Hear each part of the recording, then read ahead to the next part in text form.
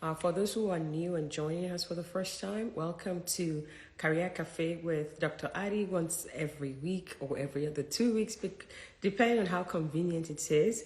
I usually come on here to talk to my audience about different topics, and mostly we focus on career-related topics and just, demystify some of the myths that are out there, and also try to encourage my audience on their career journey. Today, I have picked two critical topics that I've gotten a lot of feedback on. The first one that we're going to be dealing with today is imposter syndrome. And then the second one, hopefully we have enough time, that we would be dealing with is loyalty to a company, getting promoted there, versus really job hopping and jump and shift. So let's get started with our first topic before we go on. My name is Dr. Adi. I'm a career coach and I'm also a 3D printing technologist. And if you're new on here, welcome. And we pretty much do this Friday evening is pretty much when it falls to sometimes Saturday, sometimes Sunday, depending on how free I am or how I feel. Maybe I could look good. So welcome. If you're joining, please can you signify where you are joining from so that I can give a shout out to your location. I am currently dialing in from Chicago in the US, and please let me know where you are calling in from. The first topic today is going to be focusing on imposter syndrome. I have a few slides that I want us to explore. And this topic is very, very dear to me. Indie people, I used to live in Columbus, Indiana, so it's good to see somebody joining from Indianapolis. I'm an immigrant, and one of the areas, hi, people from Maryland, US, thank you for joining. Someone from Lagos, another from South Africa. I can see you, B. Good to see you. Surulere, Abuja, very good audience, Texas. Thank you all for tuning in, and I'm so happy to have you on here. And I'm really happy to be seeing people from all over the world: Nigeria, the U.S., South Africa, in Canada, and The reason why this is very, very important to talk about is as people, it is very, very critical that we realize where are we on the spectrum when we're talking about imposter syndrome. And imposter syndrome pretty much happens to the most of us, right? The brilliant ones and the people who have, worked so hard and end up pretty much having imposter syndrome. And this limits, how we associate with people. It limits our career. It limits so much that we could have gotten done if not for imposter syndrome. And I've had so many people on my program who are my mentees who would talk to me passionately about imposter syndrome. I've also had people who had chosen me as their mentor because they felt like I couldn't see anybody who looked like me up there. And then you popped out. And you're so glorious and you're so young. And I feel connected to your story. So for that reason, I want you as my mentor as I go through my journey. So, all right. So let's dive into some of the slides that I have. To kickstart today, I want to share a few things about imposter syndrome, starting from the types of imposter syndrome.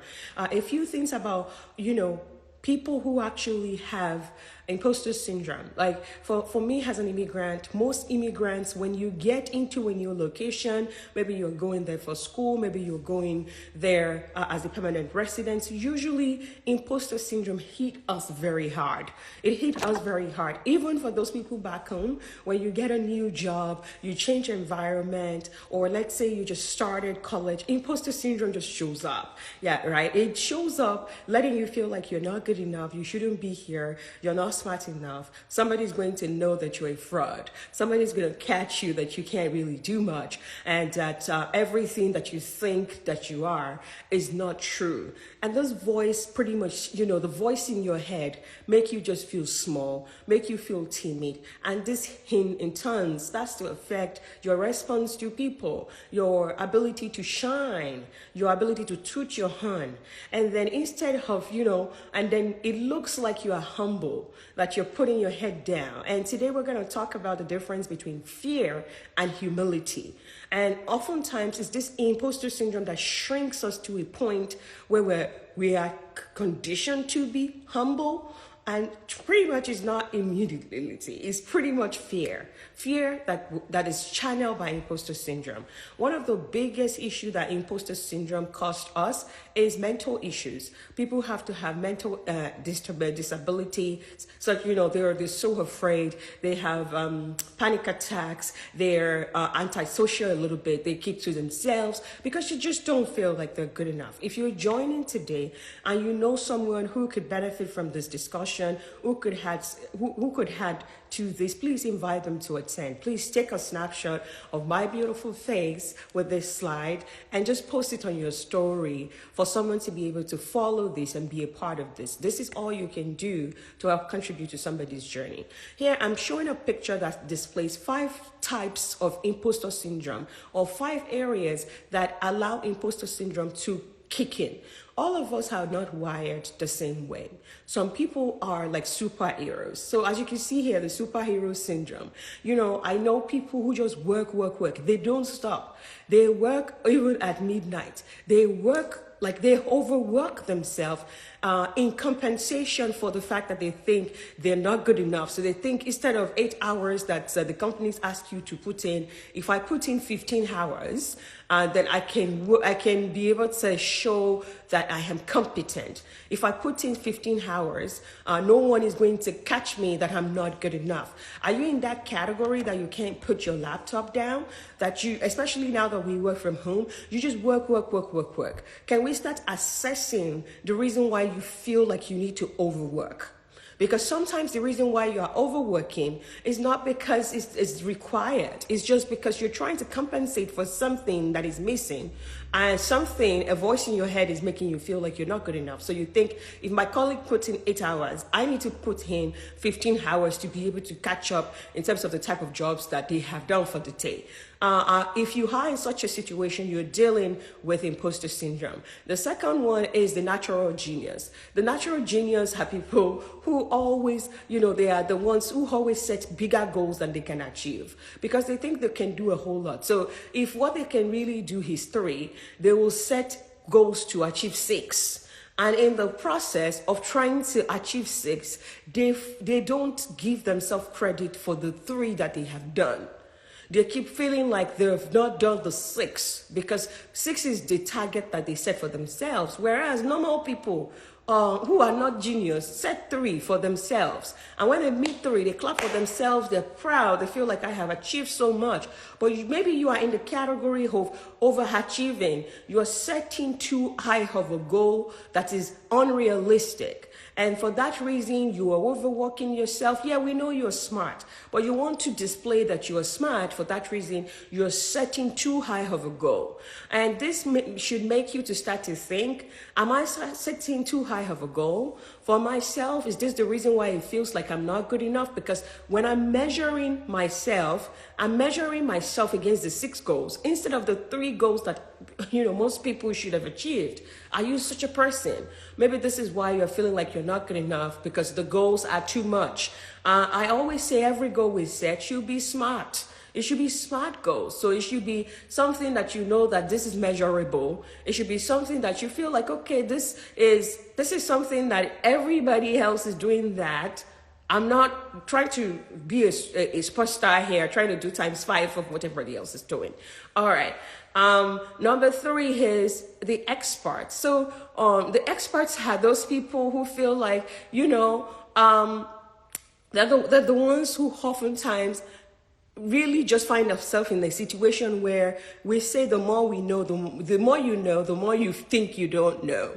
You are good at that thing. You probably have a PhD in that thing. But for some reason, you just feel like, you're always trying to learn something.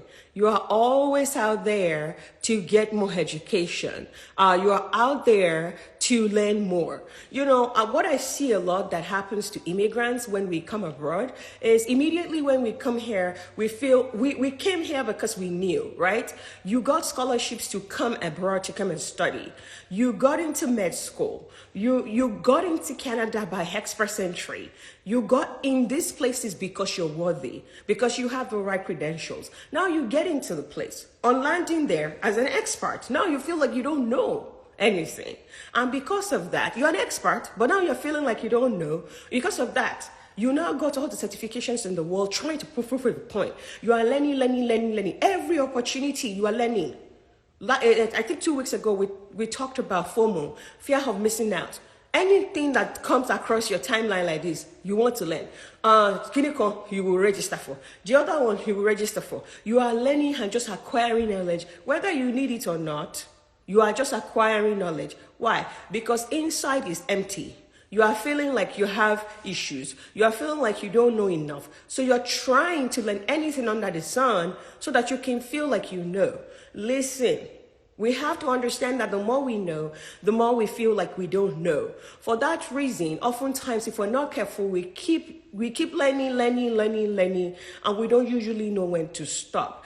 I want to put this to you because this is important, because sometimes people keep learning and not pausing to say, okay, I've learned enough. How can I utilize what I have learned here to better my life, to advance my career? They just keep learning.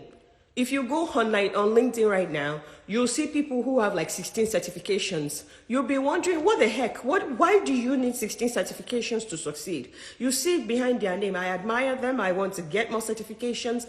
But most of the time, the reason why they got all of that is due to imposter syndrome. The fact that they are experts who continue to feel like they're not good enough. For that reason, they keep acquiring knowledge without even using some of those knowledge to do anything. And if you are in that category, you will be attracted to, I want to get a PhD. I want to get a second master's. I want another certificate program. You will just see yourself moving in the direction of just wanting to get without really needing things. And this expert syndrome is common a lot among Africans. It's something that we need to deal with, because oftentimes our people come abroad, instead of developing the other things, they are just gathering skills left, right, and center. And that's not really helping them advance their career, because it is not planned. It is just due to imposter syndrome. The fourth one is the soloist. This happens a lot to introverts. Introverts are people that, like they're just doing their own thing in their own little corner. And we've had stories of introverts that just commit suicide, right? Because they're dealing with issues. They're feeling like, because they're not outgoing like Dr. Adi, because they can't come on live session without preparing and just be talking, then they feel like they're not good enough. Even if they're extremely smart, in meetings, they just feel like everybody overshadow them. And everybody talks and they can't talk because they just feel like they're not good enough. And it's not because they're not good enough. That's their personality, the soloist. And a lot of people who code, programmers and all that, they fall into this category. And, I said sometimes I'm a soloist, sometimes I'm not, right? Like, it depends on who you meet, because this person can come in different shades depending on the conversation I'm having or the situation I'm at, right? And the last one, which is very, very important, we talk about today, is the perfectionist. The perfectionists are always those ones, or I would say there are two parts to this perfectionist. Is it that they are perfectionists or they have low self-efficacy? And when we're talking about perfectionists, they're the ones who want everything done. They want it done perfect. Why? Because especially for immigrants, you think you're an immigrant, everybody is watching you, everybody is looking at what you have to offer, or you think you're a female in a male-dominated environment, so you think everybody's watching you. So for that reason, you are overdoing, you're checking your work 5 million times, and that is slowing down the pace at which you're delivering, right? Because everybody else has submitted their assignment. You are still busy checking 15 times because you think it's not good enough. So you're spending so much time doing an assignment that you could have done faster, but because you feel like, everybody's watching. I have an accent. All these people are white. So I have to make sure that everything is perfect. And perfecter. You know what I mean? So some people fall in that personality category. Other people fall in the low self-efficacy category, where you just feel like there's nothing you can do right. That there is nothing you can do right because you just feel like, I just came to this country yesterday. Or you feel like, in this male-dominated environment, there's nothing you can do right to as a female. So for that reason, you are overcompensating. You are overdoing. You are working extremely hard than everybody else. Everybody else is putting 9 hours. You are putting on 14 hours because you just feel like you are fortunate to be in that environment. You feel like there is nothing you can do right because you have that low self-efficacy. or this low self-efficacy. And I see it a whole lot in Africans, depending on where we grew up, depending on who raised us. For example, some people were raised by mothers who wake up every day telling them that they're princesses, they are princes. So they walk with their shoulder high, they walk like this. And some people were raised in homes where women had told to go to the kitchen, their father has been beating their mothers don't have any say in the home, their mother cannot do anything right, she just gets yelled at every time. And then they internalize that. And then that affects their person because they don't feel like they can do anything right. So any opportunity they have to do anything, they feel like they can't do it right. So for that reason, they're putting in times 4 of the work. I'm talking to us today as people because sometimes the reason why we're not seeing progress is not because we're not putting in the work, but sometimes we're not putting in the right work because what is allowing us put in the work is not a right mentality. Maybe you're putting in the work because you're in the superhero category, or you have low self-efficacy issue, or you are that person who is an expert who just keep collecting certification that they don't need. I want us to be able to sit here and say, am I experiencing imposter syndrome based on all of this explanation? Because it's not a disease that they can diagnose for you when you go and do your blood test. It's something that you have to self-diagnose yourself so that you can go and see a therapist so that we can get help. I want you to think about the different scenarios that I gave right now and really be able to think about yourself and say, will I based on all of this, am I in any of this category? And if you are in any of those categories, then let's analyze it a little further and let's look at how can we get out of this situation of imposter syndrome. I want to put up another slide, and this slide is going to also help us dissect imposter syndrome a little further. Now, this graph that I'm showing here, I have 2 types of it. Maybe I'm thinking maybe I should. Should I share this one first? No. Sorry. Or hold on one second. I have a couple of different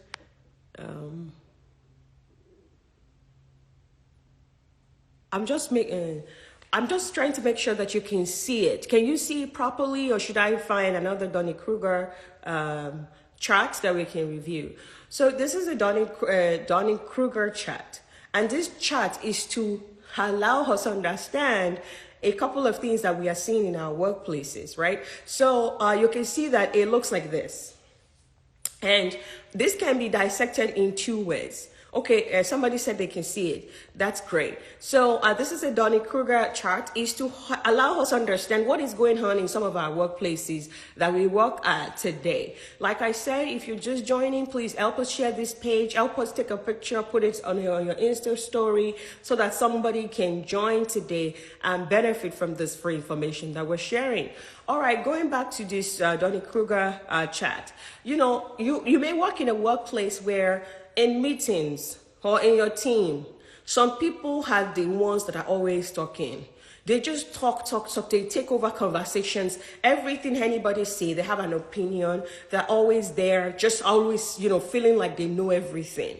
And those people, if they happen to always act like they know everything, but you have been with them a little bit, you know that they don't know too much. They're just flaunting. They're just always talking. It's not like they're making too much sense. They're in the beginning category. They're in the beginning category that went sharp up, because you can see that this chart is comparing confidence to experience. What we see mostly is people with very little experience, people with very little knowledge, people with very little expertise sometimes are the loudest in the room. Especially in this part of the world, you would see them. They may be whites, they may be Asians, they're so loud, they're always proud, their shoulders are high, and they intimidate you as an immigrant. They intimidate you as a woman. They intimidate you as a person of color. And you're feeling like these people, they're better than you. When they're talking, you are quiet, and you're the one with 10 years experience. You are the programmer. You're the one who is good at everything. But these people always command attention. They fill up the room. They fill up the room, and when they're speaking, everybody listen. and they're very sociable. They're the ones people know. They've been at the company a little, they can really show that they are good, whereas they're not good. This is very common in workplace in America, in the US, in America, in Canada, in the UK, around the world. This is also common back home in Africa. Right. And now this person, because they can talk loud, they know how to speak good English, they can command stuff, are now intimidating you. You that you know that you have masters, 2 masters. You know how many boot camps that you have done. You know all those late nights coding that you have done. Now you can't speak up because you're thinking I have an accent. You are thinking, this person, the way this person is describing stuff, I don't know how to describe like that. Now they have intimidated you and make you feel small. And some of the things they're saying out, you know that is bullshit. You know what they're saying doesn't make sense. But they say it eloquently that people believe them. People are like, they're agreeing with them. They're agreeing with them. There's so many of those that we come across every day in workplaces. What I'm telling you is that the fact that they raise their voice, the fact that they wear nice suits, the fact that somebody is like commanding attention and filling up room does not mean they're smart. And it does not mean that you are not doing that, you're not smart. I want to show you the curve for you to think about, the more experience you have, especially in the beginning of your career, you may get to this point, this low point, this valley of despair. This valley of despair is what happens to most immigrants that relocate and most people that just graduate from college.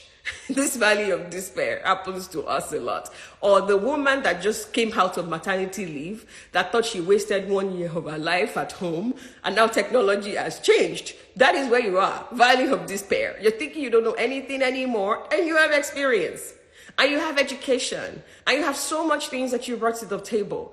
First, let me talk about this as an immigrant.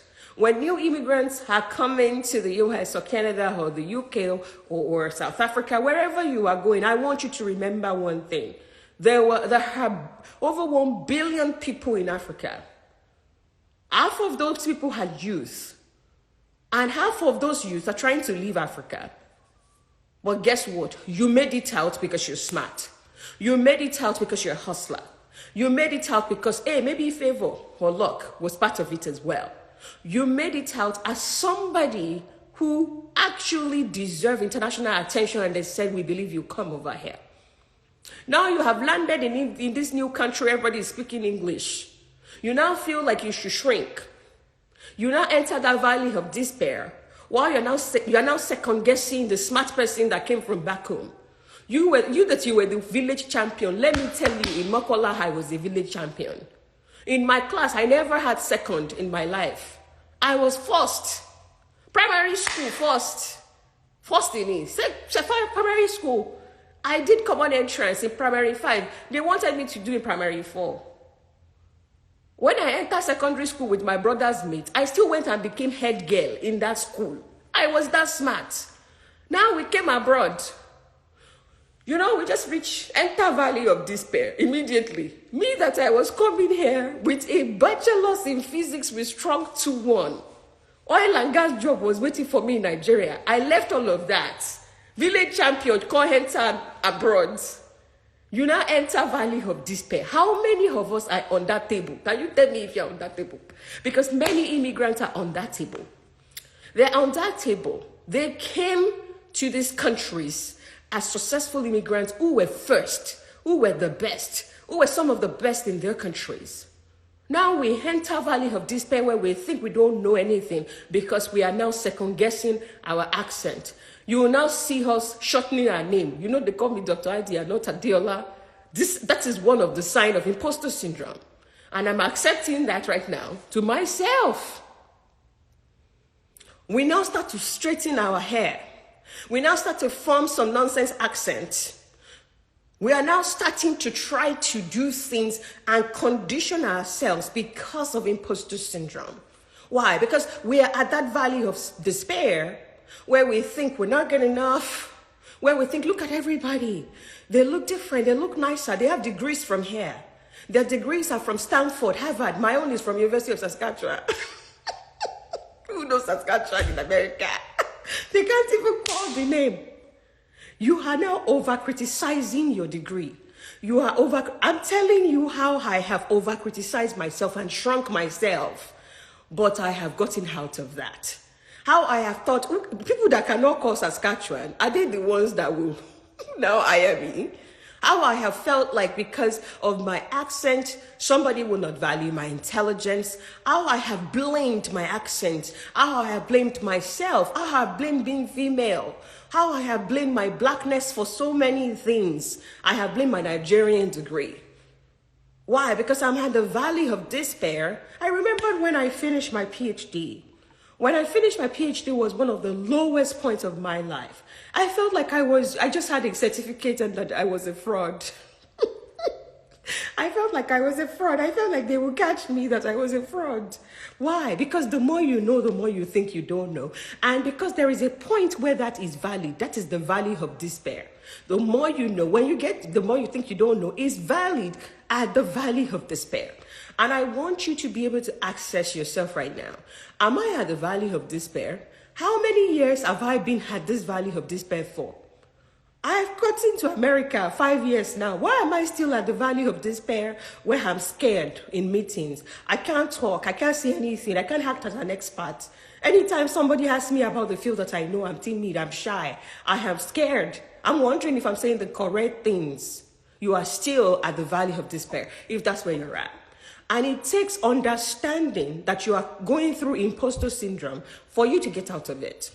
And I feel like most Africans, instead of us accepting that I'm going through imposter syndrome, how do I deal with it? We start to cast it and bind it and bind it. Instead of understanding that this is a problem, and let me try to see how do I go from valley of despair to other locations on this graph? How do I move to a point of enlightenment? Instead of accepting that there's a problem, we are casting it, we are binding it. For that reason, people may stay at the valley of despair longer than they should stay. If you're a new immigrant in the country, maybe 1 or 2 years, you could be at the valley of despair.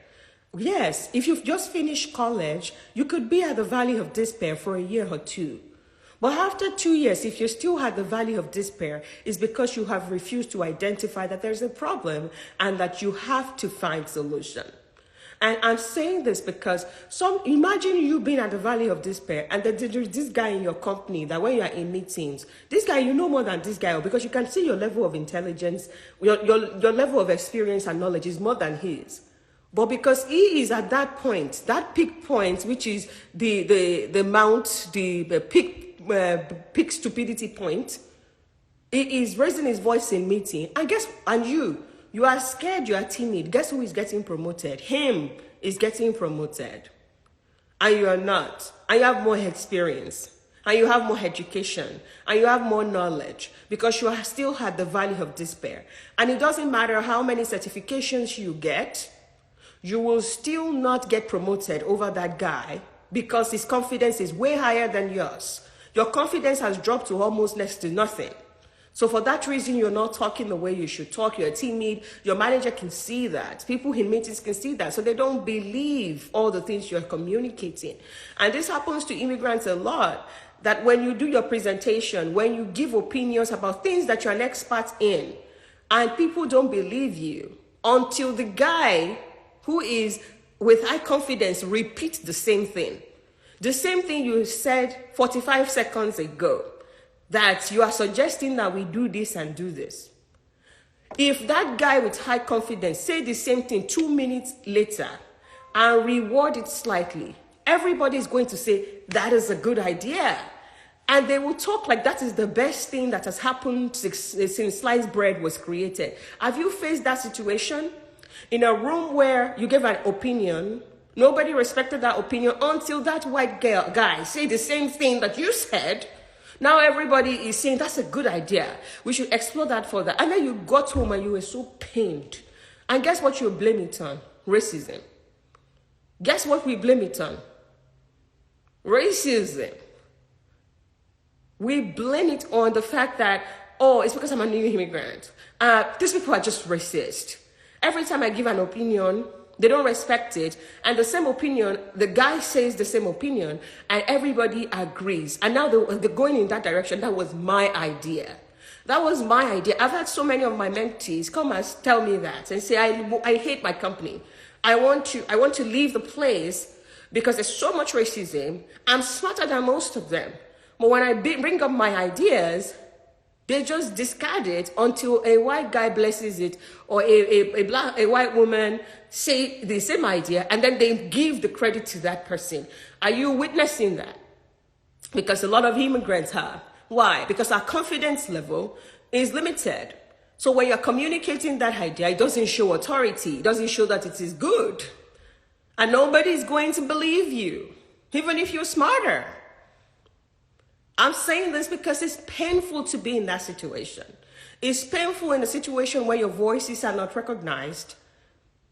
And then we blame it on racism and say, it's racism. I'm never going to succeed in this country because racism is too much. You can succeed if we identify that the cause could be imposter syndrome, and you may not be communicating that thing right. And because those people are not, every time you say something, they're not sure of your expertise because your confidence is too low. For that reason, no matter how good what you're trying to communicate is, it just does not get recognized. It's sad to be in the valley of despair, but most people are there in that valley. Now, over time, so let's say you've kept your head down in that valley, that could affect you. Over time, that could lead to mental health. That could make you hate white people. That could make you really feel like everybody is just out to get you. That could cause so much damage. That could get you to say, I'm going back to school, because you just feel like you're not good enough. I just want to let you assess the reason why you're taking more certifications today. The reason why you think you need a second master's today. The reason why you think everybody in your workplace just don't like you today. Because sometimes the reason is not racism. The reason is the fact that your confidence level is low. Now it is okay if you are in that situation. How do we get you out of that valley and get you to now go up gradually to a point of enlightenment where we know this is an issue and I'm trying to tackle that. And then as you grow in your career, you can grow more wisdom, you can grow more confidence, and you can grow into a point where you're an ego, where you become an authority, where when you speak in meetings, it doesn't matter what accent you're using anymore. Everybody respect that. Did you think I just got here? No. It got to, like I said, when I finished my PhD, it was one of the lowest point of my career when I felt like a fraud. I felt like a total fraud. I felt like I didn't know anything and I have a PhD. Why? I was at my valley of despair. And I spent about 6 months at my valley of despair at my first job, where I blamed everything under the sun for my issues. And then I realized that, hey, I think this is imposter syndrome. How do I get around this? How do I get out of this? Because I was building skills. I built a lot of skills in the first year when I worked. Why? Because of that. But I built the right skills that helped catapult my careers. And then after 6 months, I started telling myself a few things. I started to practicalize a few things. And I want to share some of those things with us, because now we know the problem, right? Before I share those few things with us, can you please do a little bit of assessment tonight, where you actually sit down and think about where you're at as a person and really know whether there is imposter syndrome happening to you? And if there is, so that we can say, okay, let's accept the fact that there is an issue, so that we can know how to tackle that. I am tired of seeing how people just running after skill acquisition. I'm tired of seeing how people blame racism for everything. I am also tired of watching my people in meetings not being able to talk. Most Black people, when they get to technical people meetings, they're not voices. And I'm tired of celebrating the first Black person to do something that is layman worthy. It looks like we are under a particular shackle, and for that reason, we don't see a lot of us out there thriving. I'm tired of being the only one. I want to create more geniuses, more people who can thrive, more people whose voices can be respected and heard, more people who are not disposable and dispensable by their companies, more people who knows the value enough in their communities, more people who in their industry, they earn respect of people in their industry, that they are a voice. I'm a voice in 3D printing worldwide. I am. I feel like I know my job a lot. And I feel like I know that I am a voice too. So I just didn't get the skills. I got the recognition. And we want more of those.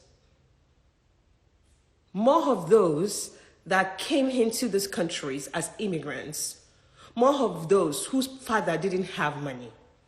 More of those people who have degrees that are not from Harvard or any Ivy League schools. We need more of that. All right, let me open my laptop. I wrote some things here that can help us, and I want to read out some of those things. The first one is knowing the signs. You know, for me, I knew the signs of imposter syndrome. We've talked about some of the signs here. When I saw those things, I knew that this is imposter syndrome. I think I have imposter syndrome. How do I deal with that? I paused for a little while and tried to see if I can find help. Then the second thing is we need to start to distinguish between humility and fear. Our community tells us, put your head down, put your head down. And when we get to new countries, we are saying we're putting our head down, but we are actually afraid. When we get those new degrees, we are actually afraid. And it looks like we're putting our head down. And that fear is making it hard for us to open our mouth. This is the same fear that makes you compose a sentence in your brain for 5 minutes before you can say it out in a meeting. And then you start to say it out in a meeting and it still does not make sense. It is the fear. We need to be able to recognize if you have that fear factor so that we can look at what is making me afraid and then deal with that issue so that your voice can be clearer and your ideas can make better sense. Number 3 is you have to let go of your perfectionist ways. Because you think you're not good enough, you think you have to do everything, it has to be Tony. Let me tell you, getting it done is better than getting it done perfectly. At least get it done, look at it, make sure it's okay. It's okay. You don't need another 5 hours to review it. Send the first draft. I want you to erase that perfectionist idea and take it off your stuff. Because the more time you spend on it, somebody else has submitted, now they are the fastest. Do the work well, but let's drop that perfectionist idea. For people who are working, most companies will have employee resource group. They'll have that ERG group for Black people, for women, for Hispanic. They have this different employee resource group that you can join. Don't just walk in a place without understanding, are there employee resource group for Black people that I can join? Why do you need that? You need that to understand the trend and what is happening within the company. Because sometimes it's actually racism that you're facing, is not imposter syndrome, or it's a combination of both. When you join this employee resource group, then you can find like-minded people. Then you can make friends, and you can understand that this is not just happening to me. It's happening to other people. And then you can seek help together. And maybe in those groups, maybe there are helps that you can get. Oftentimes when Africans join a workplace, we are just there to face our business. So they say, drink water, mind your business. We're not trying to find other Africans. We're not trying to contribute to any community. We're not trying to find our community. Even when we see Black people, we look at them, we don't greet them, we just pass. It's not helping you. It's not helping you to see another female and just pass. You are both facing the same issues. If your company don't have employee resource group, form small one with other like-minded people. It's not helping you to just believe that you're okay, oh, you're okay. This is a new workplace, so don't let anybody come and pause and sound for my Gary. And now you're going through all of those issues by yourself alone. It's not helping. So I'm encouraging you to find your tribe, to find your community within that workplace or outside that workplace. You know, in my community, we have women in 3D printing. We all don't work in the same company. We all work for different companies, but we have very similar experiences. We're women in a male-dominated industry of manufacturing. So we come together every now and then to support one another. And I have met some of the most fabulous people from women in 3D printing who supports my career, supports my growth, who have come into my home, who I am happy to invite for anything that is very noteworthy in my life, who I will go to when I need a job. I met them from women in 3D printing. That women in 3D printing has given me platform to speak, to talk about my expertise, to expand my network. I want to tell you to dare to join an organization today that can foster that can push you. It could be within your company, it could be outside your company. When I worked for Cummins, I joined the employee resource group. They have the Black employee resource group. They have the women employee resource group to help me. Don't just be an island staying in your own corner. Your corner is not helping. Go join an employee resource group. Maybe it's outside the organization, maybe it's inside. I'm encouraging you to find the right resource group and join now. Join now, join forces with other people with similar ideas. In Nigeria, they have women in business. They have different types of resource group. Join. Secondly, I want to encourage you to ensure that you find your ally. The ally, it could be a mentor. It could be a sponsor. It could just be a role model. For some of us, it's hard to find people who look like us in our industries. So we have to go outside to find people who look like us. But I want to encourage you, if you're an immigrant, you're going through issues, you're going through work-related issues, find somebody who has done it. Someone who has climbed that ladder, and they don't have to always be Black. They could be Asian. They're just another immigrant who will understand where you're coming from and not shun your thoughts. Find them. Or get a mentor. Get somebody. So there are some people on my program who have subscription. Once a month, we will meet once a month because they're on subscription, and then they'll tell me what they're working on. They'll tell me what how they're feeling, how they're being treated, so that we can already, try to assess the situation and try to quench the fire before it becomes something that can burn down the whole house. And you need to find a mentor, you need to find a supporter, an ally, someone you can talk to about your experience, and they can guide you through what they did when those things happened to them. One of the best mentors I have ever had was a woman that I met when I worked at my last job, Lisa. She had a PhD like me. She was a director, which was what I was targeting as my next title. And she was from New York. So she was like me. We have very similar personality. She wasn't Black. She was white. But our experience were collective. And she had gone through a lot of the things I was going through. And once a month when I meet her, we're very objective. I tell her what I'm going through, and then she'll share some ideas, and then we'll write down some actions. I'll go ahead and take those actions. And just having those monthly meetings helped me navigate those toxic, so many things that happened at my last job. Just having her in my corner. Stop trying to navigate everything by yourself. Stop trying to do everything by yourself. Get some help. Yes, you may have to pay for it. It may be free, but you need to find help if you need that help. And it's better off to find that help. Because Africans, some people will not pay Dr. Adi anything. They want Dr. Adi's program for free. But if Dr. Adi were white, they'll be paying $2,000. But that white person did not go through the same experience as yours. They have not worked in your shoes. So it's different, the type of experience they have. In my case, I had somebody who is an extrovert, who had lived in a big city, who had a PhD, who was where I wanted to go. She wasn't in my department. But she has navigated some of those tough situations, and she could help me. And then I had a second person who was a Black woman. who was a VP in the past, who actually climbed to that level. And that other woman, she could share her own very Black experience, how she navigated. And this one was sharing how she navigated being very smart as a PhD holder and how she was able to use that to climb the ladder. And also told me if some things were racism, she'd tell me this is racism. If there's some things were like, patriarchy, she'd tell me patriarchy is common here, these people, this is how you navigate. Find help. Don't just stay there affecting your mental health and internalizing this bias. Number 3 is, you have to stop comparing. Social media is making things worse for all of us.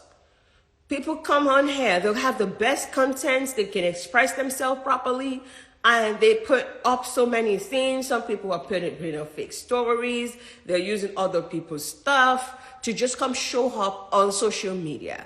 And for that reason, you're thinking they're better than you. You're thinking they have more money than you. You went to school together. You're criticizing yourself. Please stop comparing. Please stop comparing yourself to other people, because it's not helping in any way. It's only exaggerating those imposter syndrome that we have. Social media is not real in most cases, right? And I have seen, people will come on my program and say, Dr. Hadi, I've gone and paid $2,000 for somebody to be my career coach. I didn't get 1/5 of what I just got from you. And I would ask, why did you pay them? Say, they were white. Or, the page was extremely beautiful. Everything was very coordinated. And I saw a lot of testimonials. Well, when I registered, it was not working. Right? It didn't work for me. I'm saying that because social media allows people to brand themselves the way they want. So people can put up appearances, they can do all of that. And you are sitting in your corner trying to criticize yourself, thinking you're not good enough. Please stop the comparison. The only person you're allowed to compare yourself to is your tomorrow or your yesterday. You can compare yourself to, I compare myself, when I think about myself, the only person I'm trying to impress is the 9-year-old Adiola that wanted to get a PhD in physics. That girl that helped Pepe in Ibadan. That is the girl I'm trying to impress. And the only person that I owe an explanation is the 50-year-old Adiola that needs to be retired with plenty of money. That everything I'm doing right now is to make sure that at 50, that 50-year-old Adiola will be proud of me. So I'm not comparing myself to anybody. I'm looking back at the young Adiola and telling her, do you see how far we've come as me and you? And I'm telling the 50-year-old Adiola that everything you said I would get, just relax. I'm working towards that. I'm in competition with myself. Please stop using social media to compare. Please just don't stop using anybody's life to compare. That your white friend, that your friend that just happened that she's fortunate right now. Don't use her life to compare. Number 4 is document your accomplishments. Documenting your accomplishment, we've talked about this a whole lot of time. Everybody deserves to have a 1-month plan, a 3-month plan, a 6-month plan, a 1-year plan, and a 18-month plan. When you document your achievements, every time that imposter syndrome kicks in, you can go back and look at your achievement and actually give some credit to yourself. And actually sit down and say, yeah, I did great. I think I have done well. I think I am doing well.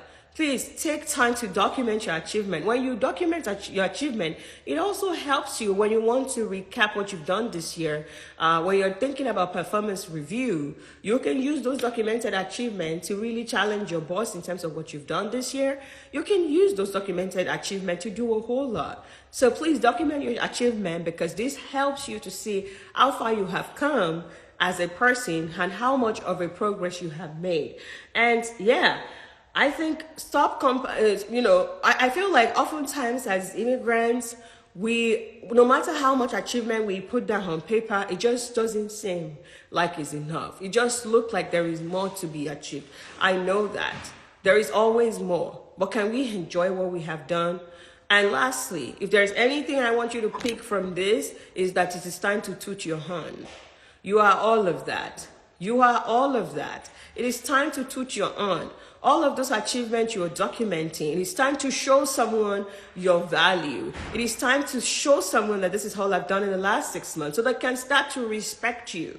It is time to show someone what you have. So you have gone and got the certifications. You need to discuss those with your manager and say, hey, I just got my MBA and I'm wondering, how does this affect my career here? I just got a Scrum Master certification, and for my career to move forward, I think I would like to go in this direction.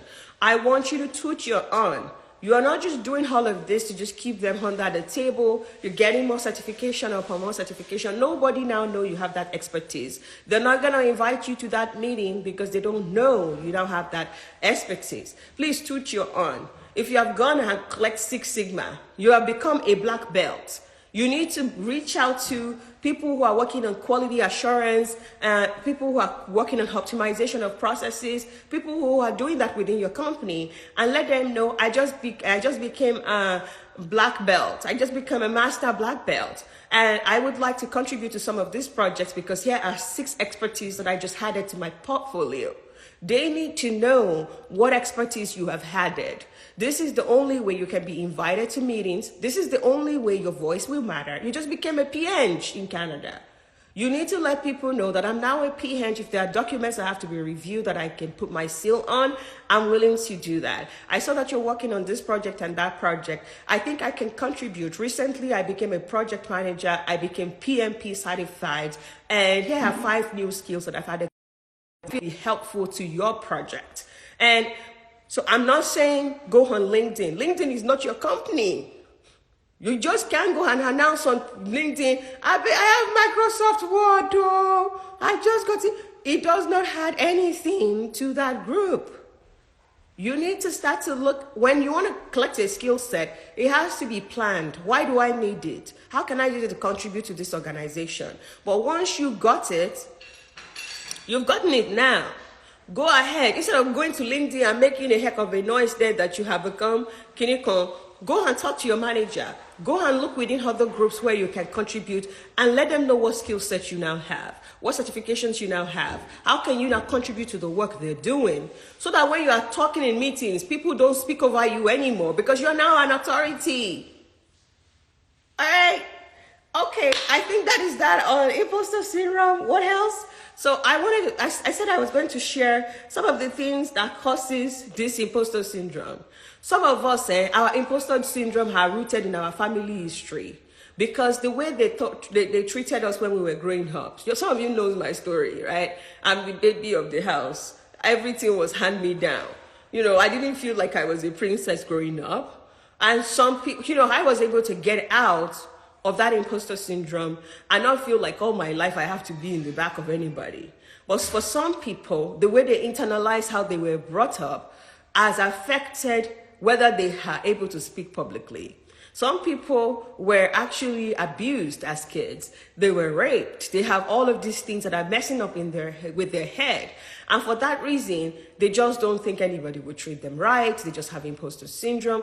Family upbringing is one of the reasons why some people are going through this. If you are one of those people who have deep family-rooted issues, that is the reason why you're not feeling like you're good enough, that is causing low self-efficacy for you, that you just don't feel you can do anything right, that you keep blaming yourself. We have highlighted some of the things you can do. And the last one that I want to talk about is getting therapy. If you feel like family history is one of the reasons that is affecting why you could not have confidence the way you want, and you know that this deep-rooted abuse, maybe they used to beat you at every opportunity. When you used to speak up as a kid, your dad would just slap you. You should shut up. You're a girl. Your girl should not be talking like that. You're a girl. Everything you do, they say you're a girl. Put your head down. Or for some reason, your auntie abused you as a kid. They have raped you when you were a boy. And all of this is just making you feel like you're inadequate. Please go get help. Go to therapy so they can get you out of that situation and you can be free and start to shine. The second thing is work environment. Maybe you just change a job right now. Every time people change jobs, they just feel like they are not good. They feel like shit is gonna go down, that everything's gonna go south. It's okay if you're feeling like that. You just got the job. It's okay. But let's work and take you out of that valley of despair. You have to remember you got that job because you're good enough. Somebody saw your resume, interviewed you, you passed through those stages. So don't go there and start to feel like you are inadequate. You are adequate. And let's work through the process to get you back to a better place. Because when you get into those new environment, it could be unstable. Get a mentor to hold your hand from the beginning so that you can be accountable to someone, and that can help you build your confidence. Because the first 3 months when you get a new job is very critical. If the first 3 months of your getting a new job, you are silent, people can't trust your opinion, you are timid, they already feel like it's lost battle, they wasted money. From that moment upward, they don't trust your opinion because the first 3 months you don't fuck up. And it is very, very, very sure that in the first 3 months of getting a new job, you have a very high chance of having imposter syndrome and feeling like everybody there knows better than you. They've been having their meetings. Some people have worked there for 15 years. So don't just go get a new job and say, I've gotten a new job, or I finished mentorship with Dr. Adi, she's helped me, I've gotten a new job, bye-bye. You just, that is the point you need it. That is exactly the point you need a mentor, so that we can make sure from the day one you are making the best of impression. The first 3 months you are establishing yourself as a giant. The first 3 months, anything you say in meetings is strategic. The first 3 months you already have a very good plan to solidify your space. Solidifying your space from the first 3 months, very critical. So when you change environment, you got a new job, you move to a new country, you're going back to school. Don't do those things without getting a mentor. Because when you get into those new spaces, there is a very high chance that you're getting confused. Please get help. You're doing anything new, before you even enter, get the help. So that from the first day, everything is planned. I'm doing this first week, second week. People who work with me, they know. When we get to a new job like this, the first 3 months we have planned. Oh yeah, first week you do this. Second week you do this. Third week you do this. Fourth week, come back, let's assess it. Fifth week, oh yeah, go back, do it. Fire to fire. Why? Because if you don't do that, how do you want to get promoted in your first year? How? How do you want to ask for more money after 8 months and the company cannot say no? They cannot say no. Why? Because the first 3 months you have given them the best of impression. And then the next 6 months you have mind blown everybody. So at that point, if you're asking for a raise, you have established yourself in that company. If you're asking for promotion, 1 year after joining that company, nobody's doubting it. All right. If you're in the low efficacy category, that you feel like you're not good enough, you can't do anything right, please see a therapist. See a therapist, get help. I'm not a therapist. See a therapist. Like I said, the people who have family-rooted issues, that maybe you've been abused in the past, your parents have just, told you to shut up multiple times, it affected your person, or you've had some very deep trauma that is making you feel like you're inadequate, and the people with low self-efficacy, please see therapy. The people getting into new work environment, new company, just graduating from school, see a career coach. Go get a career coach so they can plan your life for you, and we can make sure that you can get stuff going in your career. All right, that's topic number 1. I know there is topic number 2. Sure, we should just rest today like this. This is 1 hour. We are at 1 hour right now. I think should we rest, and the next week we'll come and talk about promotion and job opening. Please let me know your thoughts. Sure, we should rest, and I'll just take 5 questions on imposter syndrome and dealing with it. And next week we can come back and do loyalty, promotion, and they say I should keep going. You people don't keep getting that. This phone's battery is about to die. Please, phone battery is about to die. Babe, I want to beg my landlord to help me bring charger. Babe. People, sorry. Please, can you help me with my phone charger, please? My phone is about to die.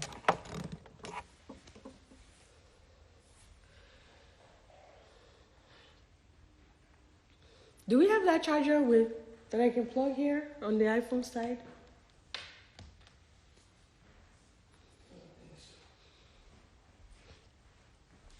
Okay, I think I want to take 5 or questions about imposter syndrome. If you have experienced it in the past, if you have any questions related to this, I read about this topic. I read about imposter syndrome because it affected me and found my way out. I went from that valley of despair to a point where I could stand tall in any community related to my career.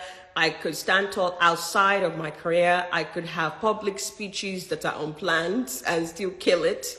And really, when I meet big people like ministers, commissioners, presidents of countries, I'm not timid. Thank you. No.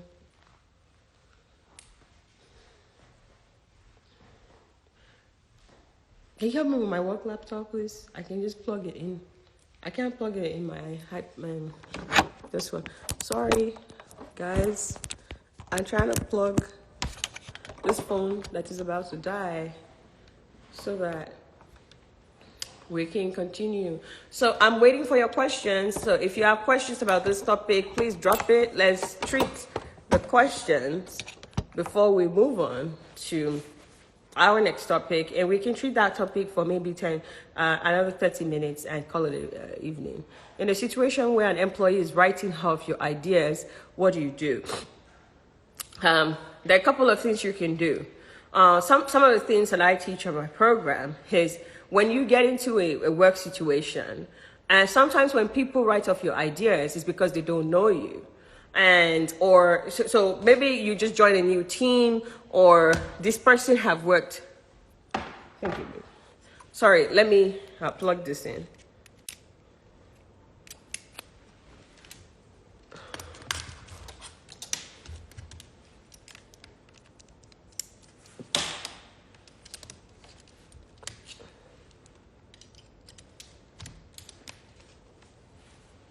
All right. We have now, the phone is charging, so we should keep going. So when an employee is writing off your idea, we have to find out what exactly is causing that. Why is this person writing off your idea? One of the things that makes people write off your idea is, number one, maybe you are in competition with them. So maybe you just got this new assignment on your work, and this used to be what that person does. Or that person was gunning for that promotion. Now they gave you that promotion. Now that person feel like you are the person that stopped them from getting that promotion. Now they want to pull you down. Or in some cases, people actually don't know that you have that expertise. You look young, you're black, you have an accent, so they feel like you're not smart.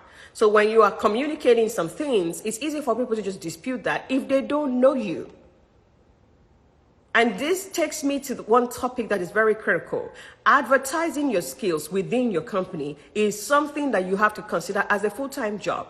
Who knows your expertise? Who knows what you bring to the table? Who knows what you can do? Who is endorsing you? Who is recommending you in meetings? Who is saying that, oh, is that what you need? Please go to Adi. Adi will figure that out for you. Oh, Adi did a study last year about that. Oh, Adi is the leader on that. Who is recommending you? If your voice is not being, let's be honest with ourselves.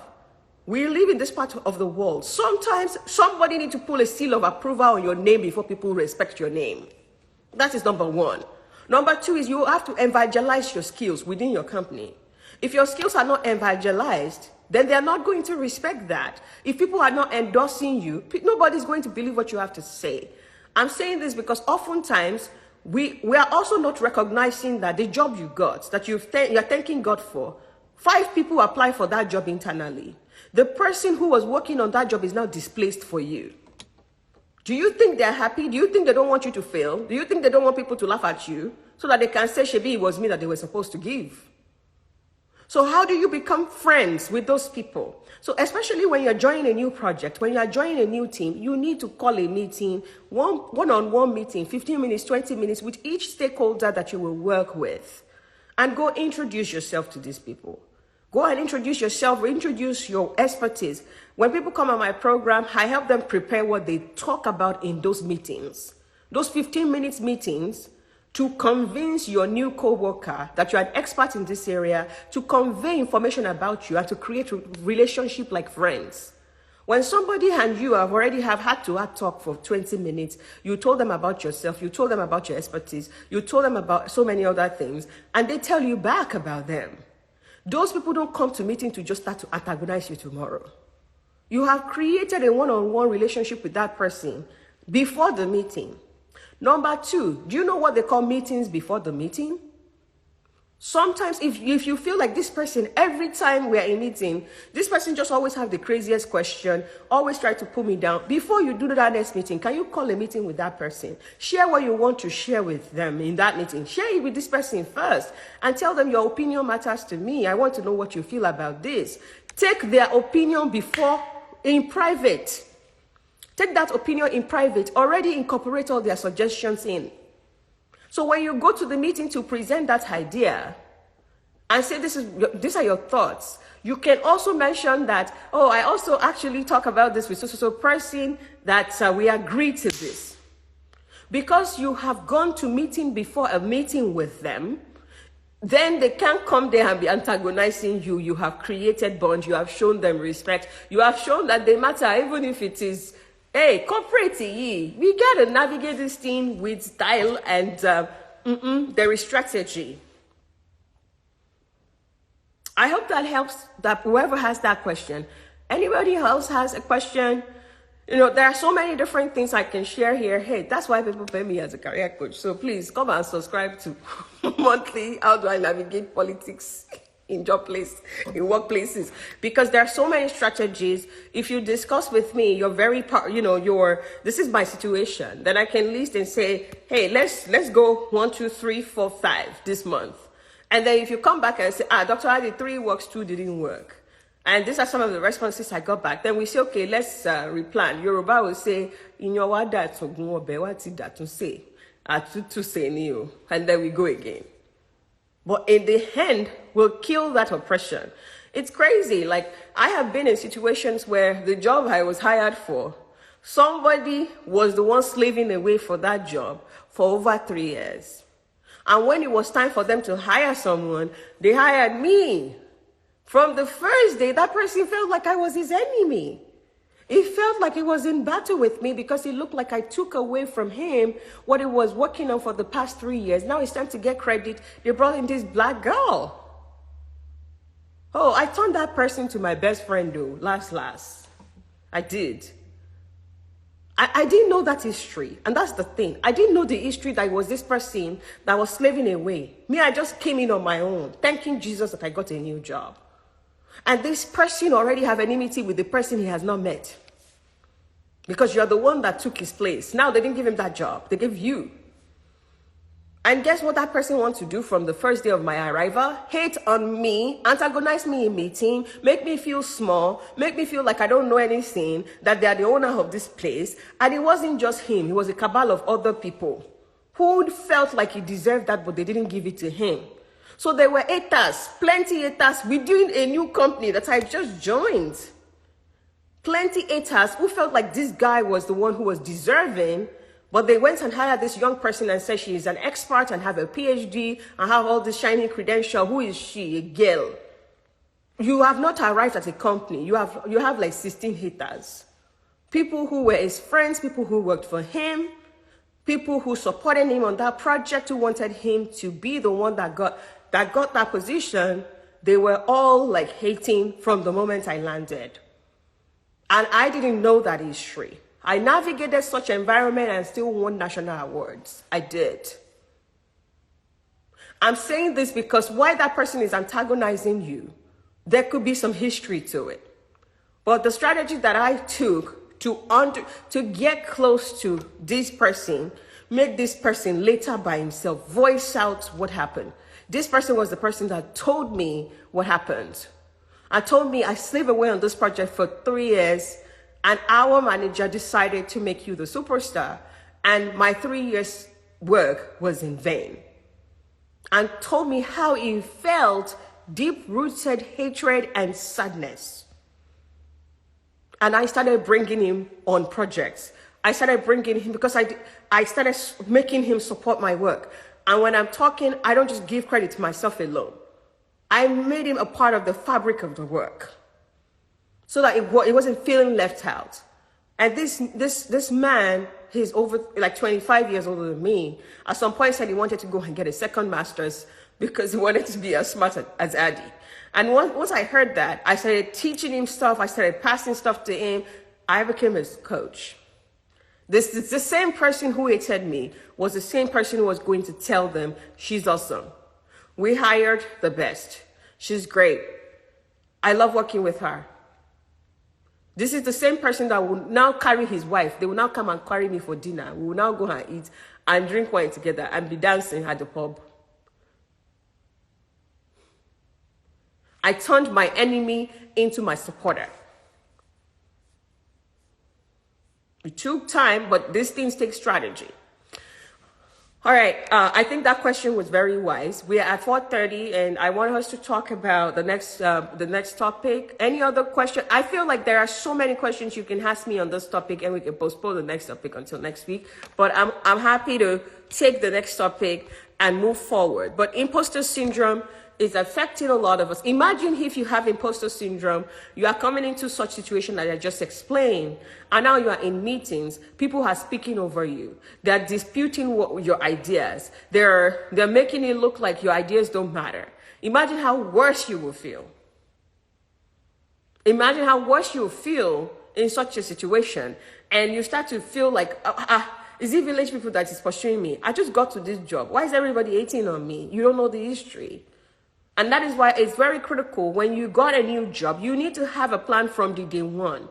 The plan will, as you execute the plan, some things will start erupting. You'll start finding out some things because you have made the best move from the beginning. First impression is key at a new job, is key at a new country. You know, they always say who you meet when you move to a new country define the trajectory of your career.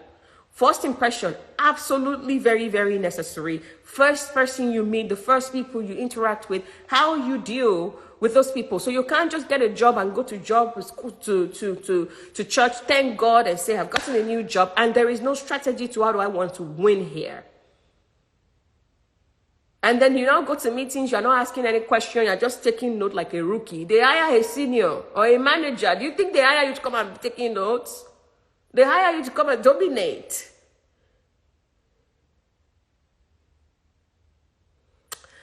Okay. There are no questions? Oh, flesh and blood did not reveal that to you. There are no questions? How did I deal with imposter syndrome? I've mentioned how I dealt with those in this. So we've been on here for about an hour. I think if you are on here, please, you can share this or rewatch this once I post it if you came late. So you can hear, you know, we actually had slides. So we used the slides to go through some of the critical stuff on imposter syndrome. So you can review that to kind of have an idea of some of the strategies that I explained. Situation where you're okay, so... All right, I think that was the only question we have. So let's move on to our next. I think I'm currently, I have a BSc in IT and currently, what is IT? I'm currently working. Do you think I should get a master's? I don't know if you should get anything. And this is one of the reasons we'll talk about today, that sometimes because of imposter syndrome, people keep learning even when they don't need it. They just keep learning and learning because they think that's going to be the solution to their low self-esteem and low confidence. Sometimes it's not learning. I think first we need to identify, is that what you need? Based on where you're at in your career, then if it is, absolutely we go ahead and do that. And if it is not, then we have to deal with the root cause, which could be imposter syndrome. Okay, let's move on to our second topic, which was supposed to be promotion versus changing jobs. Why should we target promotion within a company, and why should we job hop? Now, employee loyalty is what I will call this topic. And let's talk about a few things that makes people loyal to their employers. So when I was growing up, What I usually see are people, uncles who have worked for the same company for 15 years, for 10 years. They just devote their life for 50 years, for 30 years. They'll devote their life working for one particular company. And after 40 years of employment, they'll have a big party for them. They would retire. And some of the things I keep asking myself is, what kept them on that job for 40 years? What kept them with the same company for 40 years? As a millennial, if you followed my page for a while, you would know that I'm a serious advocate for jump the ship. Jump shift, job hopping.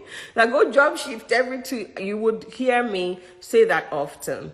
But today I also want to talk about loyalty to a company and why you should be loyal in some cases. Why? Because I have also seen people who are successful in being loyal to an employee. So both sides of the coin has to be evaluated, and then you can see what works for you, depending on where you're at, depending on job availability, depending on how the company is treating you. What are the factors that makes people either jump shift or be loyal to a company? The first thing is the company loyal to you? Let's think about it. You've been working for this company for a while. Maybe you've been working for this company for 4 years. You have to think about how loyal this company is to you before we have to be loyal to the company. Remember that my father does not own that company and your father does not. We are here to advance our career and to get a paycheck. Let us clear that up from the beginning.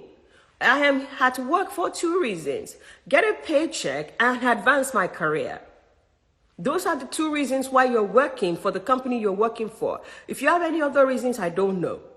Now, if those are the 2 reasons why you're here to work, is that company loyal to you? Is the company helping you advance your career? In that company, are there advancement opportunities? Are there opportunities that make you feel like this is the place where I can grow and I can grow fast? Also, I'm here to get a paycheck. You can't keep me on the same salary for 3 years, 4 years. That means you're not loyal to me as a company. How loyal is this company to you? There are companies that when you want to give birth, they just give you 3 weeks, 6 weeks of maternity leave, and then you go back. And you are watching the other company, they are giving people 6 months of maternity leave. Does that show that the company is loyal to you? The company is not. Because if other companies have better perks than your company, now you're thinking, is this company loyal to me? Another angle is how some companies just fire people recklessly. Right? People just wake up one morning, they no longer have a job. You read reviews about this company, they just fire people anyhow. They fire people like crazy. And we have seen other companies where people have been working there for 30 years, 20 years. They're doing 20 years anniversary for people. This is very common. So we have to think about, before you say, I'm loyal to a company, I'll carry their placard and put on my head. I want to die for this company. What does that company have that makes it worth your while for you to feel like I will be here for the next 10 years? You have to be able to put this down in form of benefits and perks. Let's look at how much I'm earning here compared to how much other people are earning. Let's look at the maternity leaves. Let's look at the bonuses. Let's look at the commissions. Let's look at the stocks. Let's look at the options. Let's look at the things when it comes to benefits that your company is giving you. Is that the same if you work as a quality assurance engineer here? Your friend working as a quality assurance engineer in another company. I know Africans don't talk about money, and that is one of the reasons why we have kept ourselves down, because nobody knows how much you make. But even the people you went to school with, you just saying, you're not telling anybody, you are doing yourself. Well, anyway, going back to that, comparing, and online right now, there are different forums that you can go to be able to evaluate and calculate how much is being made by a software engineer in Facebook, how much are software engineers in Google making, so that you can compare the people with 3 years of experience like yourself. Are you guys making the same, or they're making way more than you? And if they're making way more than you, is the company compensating for that gap with other things like maybe there are different things. Maybe they're helping you with career advancement. They're going to pay your college tuition. that you are holding. Maybe they're going to give you more stocks. Maybe they have this commission that is crazy. We have to look at the perks and the benefit. Opportunity for career advancement. I remember like the company I used to work for, people will go and do master's degree. The company will pay for those master's degrees. People will do very good career advancement. So you see a lot of people who had gone from technician to having master's degree. You've seen people who have gone from having a bachelor's to having a PhD while working for this company because the company pays for career advancement for them. Before you can sit down and say, I want to be with the same company for the rest of my life, is that company helping you with career advancement, maybe getting more certificates, or there is a plan for how you're going to move up? There's a plan for promotion for you. There's a plan for, okay, this is what it requires to be an high achiever. You'll be promoted in 12 months. This is what is required to be a moderate achiever. You'll be promoted in 3 years. This is what you can do to be promoted tomorrow. And if you have this type of things, your promotion can jump up. Is there opportunity for serious career advancement? We are in a era where millennials, we don't have patience like our parents. We're not going to just sit in a company and be praying and say, God will do it. If it's not working, we leave. But before you leave to another place where they will treat you exactly the same, let's check those opportunity for advancement. Is there opportunity to change department? Is there opportunity to, different things? Just think about what advancement means to you. Want to do an executive MBA, the company will allow it, they will pay for it, they'll pay for half of it. Look at all of those. Before you start to go to another company because they want to pay you $20,000 more, and now they don't have 6 months maternity leave. Now they will not pay for your master's degree. That new company won't. And that new company, the ladder for you to go up is just like here. You plateau very quick. So before you jump shift, consider all of these things and then be able to compare with your current company. I think the best option, maybe there is possibility to be loyal. We've talked about salary, right? Like, I are here to get paycheck and advance our career. So how much are they paying you compared to others? Number 4 is opportunity for growth. There are some career paths. I've worked with a couple of my clients that will come to me and say, Dr. Adi, look, within my company, this is the highest I can go. There is no, only if I want to kill the person above me, I cannot go up. Except that person leave their position. That person is not leaving their position tomorrow. They will be there for at least the next 15 years. If that is your situation, it's not worth it to be loyal. It's not worth it at all to be loyal. Or if for the career path you're on, for your career path, this is the plateau, and you are almost at the plateau, or you are at the plateau, and there's nothing the company, except you change career, the company will keep you there for 15 years, bearing the same title, paying you small 3% increase in salary every year. And there is nothing that's going to do for you. I think you want to consider, like, maybe it's time to either change career or, or if you want to stay within that company or find somewhere else where you can actually go, you can pass that plateau if there's a possibility. So those are some of the reasons I wrote down why people are loyal.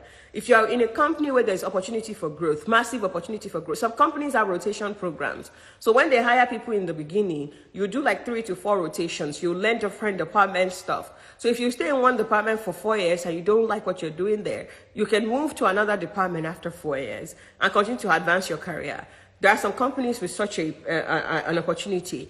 And there are some companies that for their salary, the bonuses you make, the commission you make is based on how much value you have brought to the company, and then you can make a lot more than your regular salary.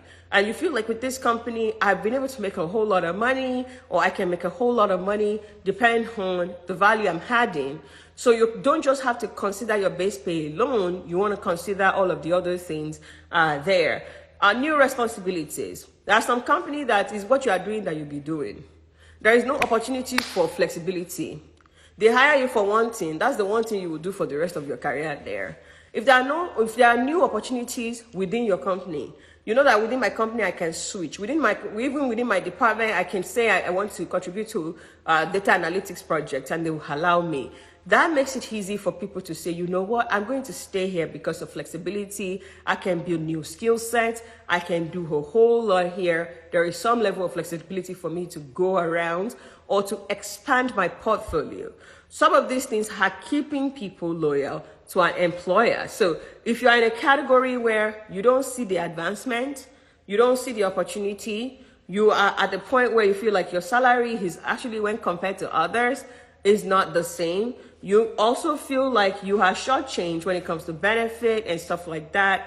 Please, maybe it is better to job hunt. But if you're in a position where all of those are aligning and matching, everything is aligning, the school, the company is willing to pay for your master's degree, there is opportunity for career growth. There is flexibility. You can learn different new skills. There is, when you look at all the different salary benefits, you feel like you're on top of your game. I don't think you should be thinking, I need to leave because everybody's talking about, I want to job hop. You have good mentors. There are ERG organizations. The profit sharing makes sense. You have an ability to buy the stocks back. You have very good stock program. I think you should stay there. I'm saying this because the trend has been job hopping. The people would say, if you job hop, you make 20% more, you make 40% more, you make 50% more. In some cases, you are losing some things too. You may be losing on maybe maternity leave. You may be losing on PTO, paid time off. You may be losing on stocks. You may be losing on ability for the company to pay for your tuition if you go back to school. There are things, so don't just take that new job because the salary seems to be a higher number. You have to think about, what is it that I'm going to lose when I leave this place? And if there is so much to lose, then you have to put value when it comes to money, then you can really assess whether it's worth it to job up. Now, let's I hope that makes sense. So we've spent 15 minutes on that, and we want to move on to the job hopping side. The job hopping side has been his side that I've advocated for, has been a side that I have supported because I'm a millennial, has been a side that I've advocated for because I'm an immigrant. We didn't carry Matt from Lagos to come and sleep in America. We have come here to make money. So I've advocated for that. One of the reasons why I've advocated for that is because as a new immigrant, when you enter a new country, or when you just finish college, whether you're an immigrant or not, there is a very high chance for you to be lowballed. When you just cross into a new career path, there is a very high chance for you to be lowballed. So you are not able to bargain properly because you feel like you don't have enough expertise to be commanding high salary. And that is actually another sign of imposter syndrome, right? So when you get your first job, I feel like your first job should be a place where you go there to gather experience and to gather skills. And that after 2 years, it's time to leave. Why? Because after 2 years, you would have grown enough skills. You would have built your network. You would have had enough confidence for you to say, you know what? And you would have known the industry enough to know how much you are supposed to be learning, to be earning, right? So when you just enter, maybe you didn't have an idea, you just called a number that you think felt right, they paid you that, and now you found out that you're supposed to make more, you try to fight the company, they refuse to change it, and now you're feeling underpaid. I think for your first job, your chance of being underpaid if you don't have a career coach is very, very high. And sometimes career coach help you. They say, go and do this, say the number, and then you're still afraid. You still go and lowball yourself last, even if I have coached you to death. Yes, I'm talking to some of you on here. Some of you are on my program, so you are here. And I remember coaching you and saying, you gotta ask for this. And I say, hey, doctor, how can I ask for that? That's too much. That's too much. Oh. They asked for some increase, but not like what I wanted them to ask for because it's their first job. They're afraid. So if you got your first job, you're doing that. My suggestion for you is after 2 years, it's time to go. But the 2 years you are in there, we should be planning with you to make sure that you have the right portfolio so that your next salary will give you at least 30 to 40% increase in salary. So we want to make sure we have the right skills, we develop the right portfolio for that 2 years. I advocate for jumping shift from your first job after 2 years. And I'm still standing on that. even if loyalty in some cases pay. But, first job, you gotta leave the place. Another reason is not just because of money. Another reason is because your first job, you are a learner. You are like a sponge. You are consuming information. People are dumping information into you. You're asking questions. You're doing a whole lot more because you're trying to consume everything like a foam. And in that place where you are a learner, you're consuming information, oftentimes they don't respect you too much. But at the end of 2 years, you are a guru now. You've now learned so much from consuming and consuming. You've now built a lot of portfolio. But you know what? Those people will never see you as a leader. They'll never see you as a senior. Why? Because they taught you those things. They just always still think you are a juvie. And in such a case, it's time to leave. It's the same way how our parents treat us, right? My parents, they know that I'm 37 years old. My mom will still be talking to me that I'm, like I'm a child. Because I am. I have to tell my mom sometimes that I'm an adult. I am 37. I know what I'm doing. Why? Because she's a mother. Because she grew up, me asking her for things, me going to her to know her opinion, and she continued to see me as a child. Out there, I'm a superstar. People come to me to coach them. My brothers just still feel like I'm their baby. If I'm talking to some of my brothers, they still just feel like she's young. I have to tell them, I'm not young. So in my home, my brothers now know I'm not young. My brother's friends think I'm young. Some of them still want to be passing some disrespect and calling me their... I'm like, you're not good. Who is a baby? Who is a baby at 37? And this is what happens when people know you, when you are trying to seek knowledge, when you're young, when you don't have a lot of experience. It's hard to get it out of their head that now I'm not a kid. I want to be paid more money.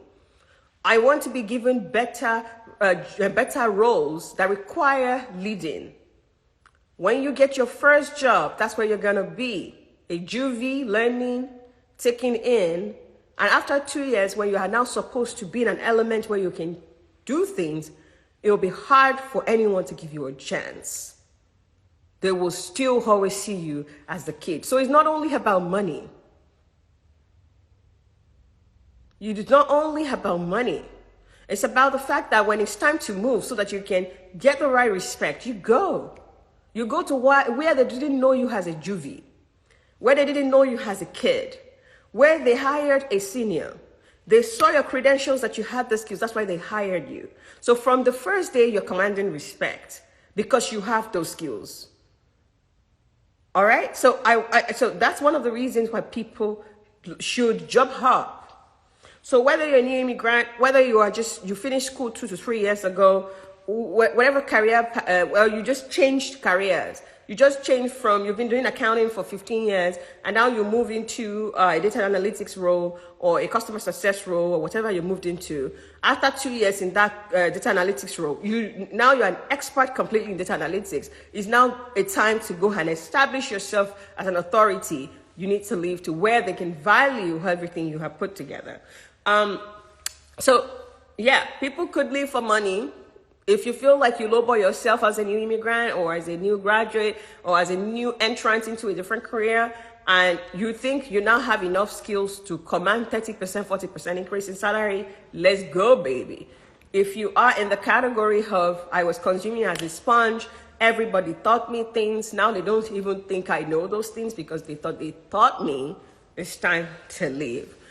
Now, other reasons why you may want to consider job hopping, right? So some people, like for example, if you live in Canada, you live in Toronto, everything is expensive. As we grow up, our expenses go up, right? So when you move to, let's say when you just got your first job, you are younger, you want to live in a vibrant city with lights, you want to enjoy life and go to Burna Boy show in New York and live your best life. As you grow older, the life in the city is oftentimes the most expensive life. And you don't have bukata, so you don't have to save a lot of money. So you're just enjoying away. As you grow older, you have to check your priority. You have to check all of those to be able to say, is it time to job hop? Because as your priority is increasing, your cost of living is increasing, maybe you now have a family or you're thinking of having one, you now want to buy a house. You know, everything used to be easy and convenient and you just hop up and go. It's no longer the same because, you know, things are happening now. So in this case, you may think about, is it time to job hop? Maybe I don't want to live in New York anymore. I think I need to move to Pennsylvania or Philadelphia. Or I think I need to move to Chicago sub-hub. I used to live in downtown. Or maybe it's time to do, you know, you have to evaluate where are you in your career, right? At the early stage, please move to San Francisco and hustle to death, right? But as time goes on, you may want to say, you know what, I'm not about the San Francisco life. Let me change career, let me change my job so that I can go live in a city where my money can go a long way. So that I can go live in a city where I can have a lot more rest of mind. Now I'm no longer single, I have a partner. So I don't have to live in a high rise and just go out every day. I have somebody that I want to build with. It's time to leave. This could cause you to job hop. Or I now have Bukata, I'm about to have a kid. So for that reason, I should be considering making more money. I should be considering an environment where I can raise a kid instead of a city. So I'm trying to like move to another province or something like that. Or maybe in your case, you're thinking about, oh, where is tech booming, right? So you may job hop because let's say you're working for a smaller company, they're not paying you more, and you feel like San Francisco is the hub of tech. There are opportunities there. Maybe I want to move to the middle of opportunity. I want to move to San Francisco where there is opportunities left, right, and center so that I can increase my chance to network better, to meet people, to advance my career, to meet with people with similar ideas, and then we can collaborate and build our own companies. What is your goal? Your goal is the driver of whether it's time to job hop or not. Your goal is the driver of how do you job hop. And I want to talk about another reason why people job hop. You have been in a career path. It's very good to understand when a career path is dying. There are people that have been on career paths and their career path is slowly dying and they're not recognizing that. They're still holding on to it, fighting tooth and nail and saying, it's my career path, I'll stay there. It may be, if you feel like your career path is dying, it may be time to leave that career path and go somewhere else. I have seen so many people who are in almost dead career path, they're not paying well in your career path. They're paying peanuts. And if you just had 20% new skills to your career path, you will be able to transition to a new career where you can almost double your salary.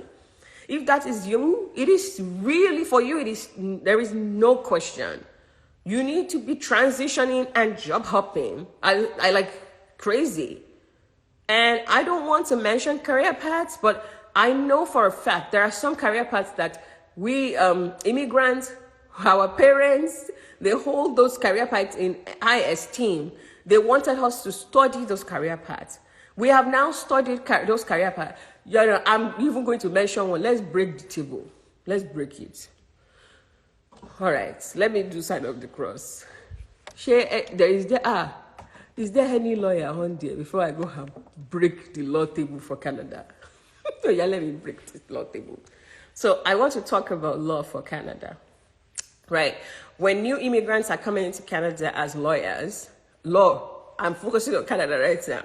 You know, you're coming as an immigrant lawyer. And in Canada, lawyers don't make money in Canada. They don't. All right? They don't. So you come to Canada as a lawyer. You know, back home, when you study law, they wear their white and black like this. I mean, you have now relocated to another country. You have to go through regularizing your law degree and your law certification. And in some cases, that will take 2 to 3 years. And when you finish that law certifications and getting your stuff regularized, there is very, very small chance for you to get a job downtown Toronto as a lawyer. So most people will just float to their own small law firm and be making small money there, right? And that happens to a lot of immigrant lawyers. And what I see is, instead of saying, you know what, as I'm coming to Canada, let me talk to Dr. Adi and see what are my options, so, as a lawyer. And what if I don't want to wait for 2 years to become called to bar, or 3 years to become called to bar to practice? What should I do? They wouldn't do that. They'll hold on to this law career and spend the next 2 years doing maniac job and doing law called to bar stuff and writing multiple exams. And after that, you're now called to bar, and then you're not getting a job downtown Toronto. And now you're frustrated, and you're still wanting to be a lawyer. Should they use something, block your head, say, look, it's not working. That you have to cross. And you can take that your law degree, and then we can plug you. You didn't even have to be called to bar. The 2 years you wasted writing those exams and nonsense, we could have found you 3 different other career paths that will pay you good money. We could have just gone in that direction. Come and talk to Dr. Adi so that we find you what you're supposed to do from the moment you arrive. It's a lie. They do coconut head and carry the law. It's coconut head. I'm a lawyer out there. I'm pained because I have seen several immigrants come in with their pride as a lawyer. The law. I'm the law. And spend multiple years getting the law regularized. Now they will float this small law firm. This small law firm is not making money. They're frustrated there. And they're still not doing anything. They're still holding on to, I'm a lawyer. I'm saying this because there are some people that it's time to job hop for you. It's time to leave your career. It's not working. Or it's not going to work. We already know that there are certain careers that doesn't work in some countries. If you're in that category, let's just be talking about it before you even enter the country. If you have entered the country, let's sit down with you and say, yeah, let's look at other options for you. You're not the first person to have to cross career path. There's no ETU there. Let's go in another direction where we can use your law degree, add a few extra things, and you start to make 6-figure salary. And everybody move on. Let's do that. I'm saying this because it is very critical that in our community that we recognize the fact that job hopping could be a thing, not because you're looking for more money. Job hopping could be a thing because you are in a dying career or in a career that's not going to be favorable in the location you're at. So please don't hold on to that career. Please don't hold on to Emma Binu on Uniweek. Please, I apologize that I am dragging the week. I apologize and I did sign of the cross in the beginning. Please forgive me, but it's the truth. We have to say it. I'm saying this that, please, I think everybody needs to, once a year, sit down and think about your career. Is my career dying? Is my career appropriate for this environment? Is my career booming? What are my opportunities for growth? And then once you look at all of that, then you can identify to stay or not to stay. Talk to a career coach so that you are not self-sabotaging yourself or you are not the one that is the judge and the complainant. Let somebody else have a second look for you and plan it with you so that we can say, hey, this is dying. Let's have something else. Hey, this is not going to work for your location. Let's change so we don't waste too much time. You want me to start with accountant? Let people leave me alone before everybody now or follow Dr. Adi. I say, Dr. Adi, he's dragging our wig. Hey, please. The person that says my friend is a lawyer in Saskatoon. I'm making 200. Can you send me a paycheck so that before you start to blow and talk what you don't know? Because I used to live in that Saskatoon, all right? Because people just call numbers without realizing that I'm a career coach, a real one. Because Nigerians, when you tell us the truth, I remember 2 days ago, I was posting an opinion about Dave Ramsey's comment, and some people were in my inbox telling me that Dave Ramsey has more experience than me. Dave Ramsey has been a legend for multiple years. I'm a real estate investor with over 10 houses in my portfolio. And I feel like our community, we're not buying houses because we're doing follow of some myths that are not helping our generation. And I came to talk about this situation. And then people who are supposed to say, okay, let me evaluate my stuff a little bit here. Yeah, they started to fight and say, Dave Ramsey is right. She is me that is not going to buy a house. It's not me, because I've done my own. You are talking about a crown prosecutor. Do you know what it takes to become a crown prosecutor? Do you think you just wake up and come from Nigeria and become a crown prosecutor? You don't come and become a crown prosecutor without having to go through some stages. This person maybe had gone to school in Canada, because I have people, at least I have one or two, who are crown prosecutor, has gone to school in Canada, maybe even have a PhD in law in Canada, had worked maybe as an adjudicator, had probably floated that law firm, has put at least 15 years into that career, and that person is one of the few that will do that. If statistics is showing you that for immigrants, this happens to 3 people out of 100, I'm not going to tell you go in that direction. I'm going to tell you to go in a direction where I feel like if you go in that direction, there are multiple opportunities. People who look like you can get it easy. They will get it easy like this. I've seen so many lawyers. I lived in Canada for over 6 years. I'm a Canadian. I've worked with so many lawyers, and I feel their pain. And that's why you are not the person who owns that issue. So if it is not your situation, you can't be contributing on this, because I have real life experience with people.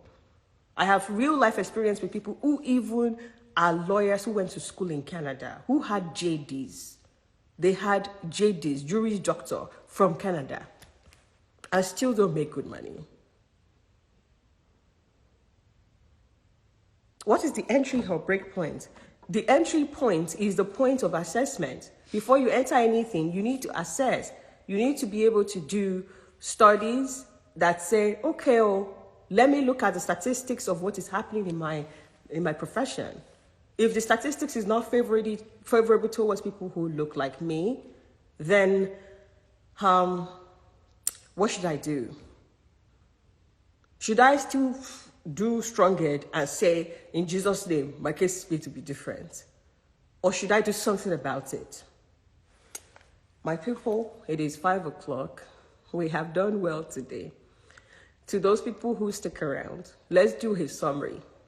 The summary is, when we're considering promotion, loyalty to a company, and job hopping, and moving on from a company or a career, we have to think about a couple of things. I joined this company for 2 reasons: to advance my career and to get a paycheck. Is this job doing that? Well, if you need to use that as the metric to analyze. Is this job doing that? If this job is not doing that, then we have to consider what to do next. This job is kind of doing that. Then you put in those criteria we talk about. You put in what is the compensation compared to other places. You put in what are the extra perks that this company gives me that I may not find somewhere else. What is the career advancement opportunity within this company? Can I move around? You put in all of those. If the math is matching, maybe you should stay there. If it is not, maybe it's time to job up. On the job hop side, job hopping has different categories. It could be you're job hopping from one company to another. It could also be that you're job hopping because you are going to a new country. And in that new country, what you have done in your old country may not be valid there. Maybe they have new technologies. For that reason, you may want to job up to another career path that is more lucrative in your new country that you're moving to. You may also want to job up if you feel like there is a ceiling. This is the highest I can go within this company. I can't go further, except I kill the person ahead of me. Then there may be reason to job up. If there's no job satisfaction, you are feeling underpaid. You are feeling underutilized. You know, one of the worst things that can happen to you is to have a combination of a job that underpays you and is not allowing you to grow your potential and get to be utilized so that you can build your portfolio with so many things. If you're experiencing both, you should job hop. Every year, please consider sitting down with a career coach, or first starting with self-assessment yourself. What's happening in my career? What's happening in my field? Am I in the best place in my field? Are there new advancements that I need to add? After you do that self-assessment, go and assess with a career coach so that we can make sure that we are staying on top of our game and we're not just getting new skills for getting new skills sake. And if it's really time to job hop, there could be, really frank conversations about let's job hop. All right. Thank you so much for joining today. We have dealt with imposter syndrome. We have dealt with, loyalty to a company. And we have also dealt with conditions that can make you job hop. I hope you had a good time joining the session. I want to beg you for something. When I post this, can you share this on your page? Can you share this with someone who may need it? Please, it will mean a lot to me if you share this. Hopefully, we'll come back again next week or in 2 weeks to deep dive into another topic. You need a career coach. You need somebody to talk to you about what's your next step. You're moving. You're going back to school. You need to assess your credentials. You need to choose a new career path. Come and patronize my business. A trial will convince you. I can promise you, you will not regret it. If you want to talk about your career, chat with me in the DM. We have people there. Or send us an email at info@dtechcentrics.com. I'm out here to support the community. I'm out here to grow champions. I'm out here to make sure that people like me can really thrive in their career. And I don't need to sugarcoat anything for you. You know one thing, I practice what I preach. You will always find me on top because I work every day to make sure I stay on top. So I'm not one of the career coaches who just career coach and their own life is not going forward, or you're not seeing that things are working for them. You can count on my experience. You can count on the experience of my mentors. Please come and talk to us in the DM. This year, we want more directors. We want more VPs who look like us. And I look forward to working with you. Again, talk to you next week. Please share this video with anyone who may need it. And I appreciate you joining. And this is goodbye. Bye for now.